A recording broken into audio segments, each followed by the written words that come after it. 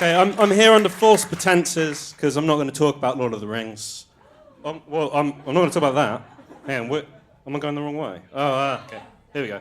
I want to talk about how not to write a sequel to Lord of the Rings.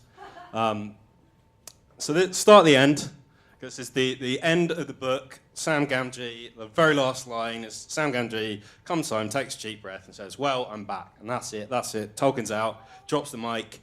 No more Middle-earth stuff is published in his lifetime. Well, except that there are, of course, famously the appendices where you can, if you care about what happens to all the characters, Tolkien does have, like really intricately detailed. You can find out how many times Sam Gamgee ran for mayor and, whoa, who did Pippin's daughter marry? You can, find that out if you... Well, initially, he was going to go even further. He was going to have an actual epilogue, which this is, it genuinely was going to be, and at one stage it was going to be an FAQ, basically, where Sam Gamgee's children asked him questions about what happened to the character, like going, oh yeah, what happened to Legolas? And Sam would explain in great detail that he, ended up banging Gimli or whatever. After he showed this to a few people, and this is an actual quote from him. He said, "It has been so universally condemned that I shall not insert it. One must stop somewhere." So that was Tolkien's final conclusion was, Lord of the Rings, one must stop somewhere. Unless you're Dennis L. McKiernan. Dennis L. McKiernan, he was a fantasy author who's sort of moderately successful in his own right now. I think this is a map from one of his books.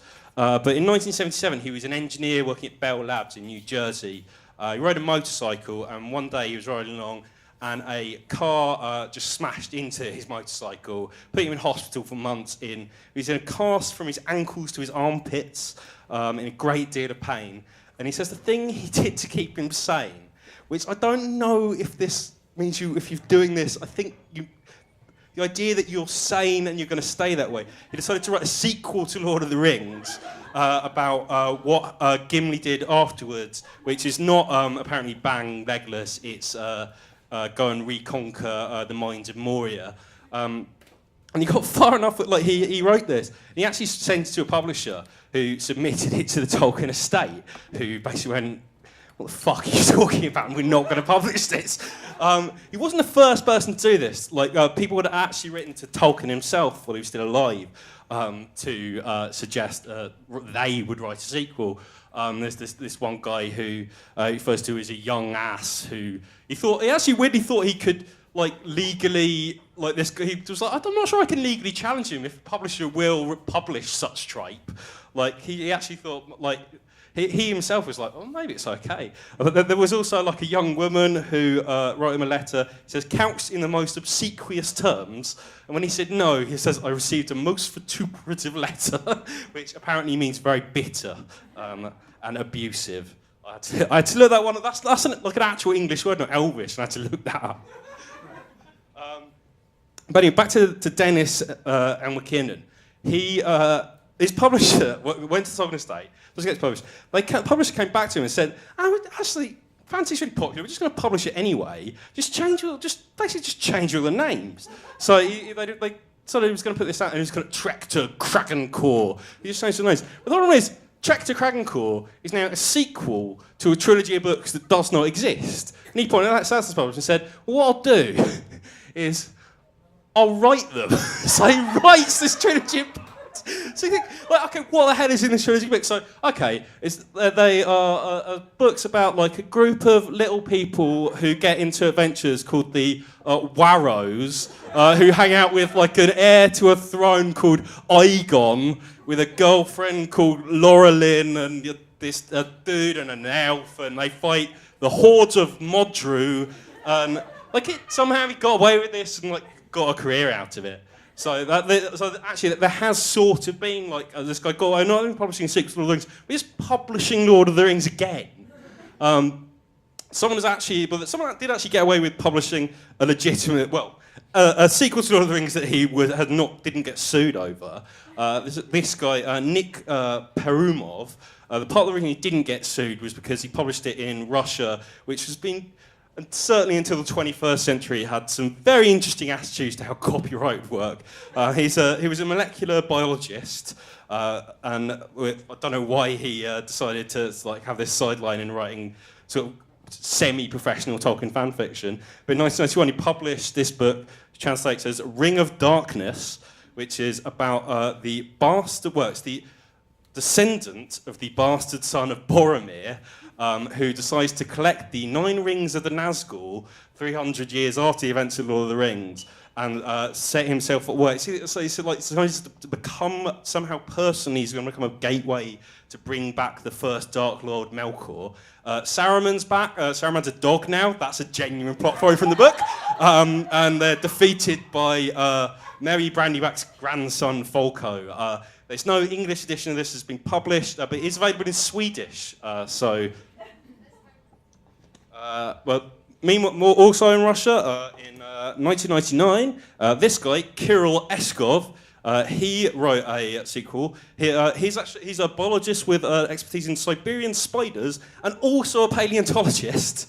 And he wrote this book, The Last Ring Bearer, which is kind of, I've actually read a translation of this. It's an interesting idea. It's basically, Lord of the Rings is presented as a fictional history. He was like, well, history is written by the victors, so what actually happened here? And he does quite sort of a serious analysis of how the economics and agriculture and everything in the middle of the work. And his idea is that Mordor's actually just was originally a peaceful country, quite near the Industrial Revolution. Sauron's probably a benevolent ruler. When Tolkien's books talk about orcs and trolls, these are actually racist terms because they're just actually people, but the enemies of the other countries just use these racial slurs to kind of dehumanize them. And he has this whole kind of setup where it's the elves and Gandalf, the bad guys, plotting on this stuff. And on the other side, the rings are kind of just a distraction. It's just a ring, and they're just Mordor are we're going to trick you, Gandalf, and is wasting all this time on it. It also has all these Aragorn apparently murders Boromir, which is the one good plot point that I really like. It's Aragorn is I need to determine my legitimacy, which I think you probably can read into the original text. I don't think it's explicit. The death scene isn't shown, so that could be true. But it's a bit. I mean, this guy's not a fan of Tolkien necessarily. There's a quote from him saying, his book was really meant for skeptics and agnostics brought up on Hemingway, for whom Tolkien is only a charming, albeit slightly tedious writer of children's books. Which is it's bold talk from a man who wrote 900 pages of a quite bad... I mean, I've only read a translated version, so in fairness, maybe only the translation's bad, but settle down. Kirill Eskov. So we've had books written by an engineer, a molecular biologist, and a paleontologist. So how about a Tolkien sequel written by a linguist? This guy. It's J.R.R. Tolkien. Tolkien did actually try to write a sequel to Lord of the Rings. There are 13 pages of it extant. I think he tried to write it 3 or 4 times.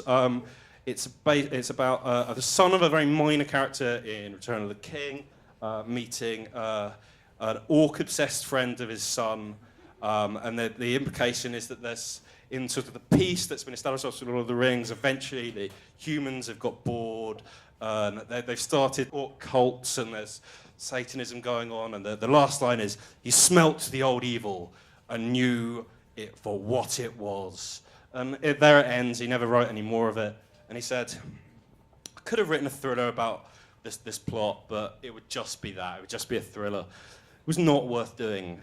His whole thing was about building mythology, and the end of Lord of the Rings is very much about the passing away of the supernatural, and it's the birth of just a human world. And ultimately, one must stop somewhere. But the copyright to the Lord of the Rings expires in 2044, when hopefully we can see...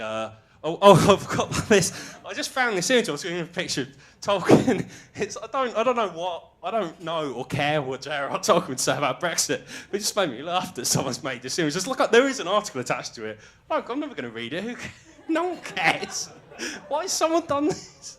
But yeah, the copyright to The Lord of the Rings runs out in 2044, at which point it is absolutely fair game. And so I personally am looking forward to this. Thank you. One more time for Ed Jefferson there.